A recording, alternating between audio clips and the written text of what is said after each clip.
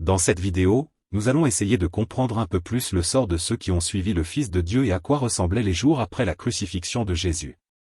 Après la crucifixion de Jésus, ses disciples ont subi une profonde transformation.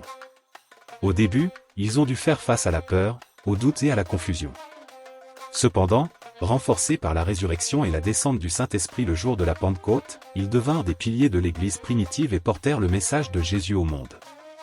Après le terrible événement de la crucifixion de Jésus, ses plus proches disciples, les apôtres, se sont cachés à Jérusalem, craignant pour leur vie. Marie-Madeleine, une fidèle disciple, visita le tombeau de Jésus tôt le 3e jour, mais trouva la pierre qui scellait le tombeau roulée. Affligée, elle courut prévenir Pierre et Jean, qui vinrent et lui confirmèrent que le corps de Jésus n'était pas là. Marie, cependant, resta près du tombeau en pleurs jusqu'à ce qu'elle voie Jésus ressuscité et apporte l'incroyable nouvelle aux disciples, « J'ai vu le Seigneur ». Cette nouvelle apporta de l'espoir, mais aussi de la surprise et même du doute parmi les apôtres. Thomas, l'un des 12, ne crut pas au début jusqu'à ce que Jésus lui apparaisse et lui montre les traces des clous.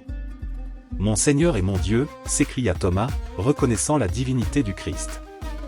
40 jours après la résurrection, Jésus monta au ciel avant ses disciples sur le mont des Oliviers, non sans leur avoir donné une mission claire, « Allez et faites de toutes les nations des disciples, les baptisant au nom du Père, du Fils et du Saint-Esprit. » Il devait prêcher le message du salut, mais il n'était pas seul.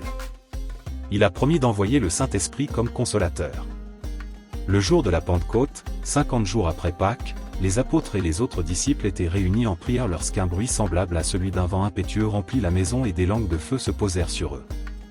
Ils furent tous remplis du Saint-Esprit et commencèrent à parler en d'autres langues, attirant une foule curieuse. Pierre se leva alors et prêcha avec audace la mort et la résurrection du Christ, ce qui provoqua la conversion d'environ 3000 personnes ce jour-là. Au fil du temps, les disciples de Jésus ont dû faire face à d'énormes défis. À Jérusalem, les chefs religieux les ont persécutés. Étienne, un homme rempli du Saint-Esprit, fut le premier martyr, lapidé à cause de sa foi. Cette persécution a dispersé les chrétiens dans d'autres régions, mais plutôt que de les réduire au silence, elle a contribué à répandre l'Évangile encore plus loin. Paul, initialement persécuteur des chrétiens, a vécu une expérience transformatrice lorsqu'il a rencontré Jésus sur la route de Damas. Il devint l'un des plus grands missionnaires de l'Église primitive, implantant des églises dans toute l'Asie mineure et écrivant des lettres qui seraient fondamentales pour le Nouveau Testament. Les apôtres voyageaient également pour prêcher. Pierre se rendit à Rome, où il fut finalement martyrisé. Jean fut exilé sur l'île de Patmos, où il reçut les visions dont il parle dans le livre de l'Apocalypse. Jacques, le frère de Jésus, devint un dirigeant de l'église de Jérusalem. Chacun des disciples a dû faire face à des difficultés et à des dangers, mais ils sont restés fermes dans leur foi et dans la mission que Jésus leur avait confiée. Jésus a attiré de nombreux disciples au cours de sa vie, mais ce n'est qu'après sa crucifixion et sa résurrection que l'église primitive est née.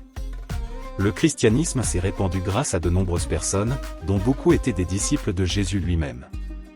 Les premières années de l'Église n'ont pas été faciles, les chrétiens ont été persécutés et beaucoup ont été exécutés en raison de leurs croyances.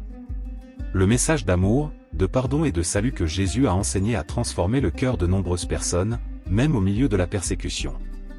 Ses disciples constituèrent le fondement de l'Église, qui grandit et se répandit dans le monde entier, accomplissant ainsi ce que Jésus avait dit, « Les portes de l'enfer ne prévaudront pas contre elle ». Cette histoire montre comment les disciples de Jésus, malgré les difficultés et les peurs, ont accompli la mission qu'il leur avait confiée. J'espère que vous avez apprécié.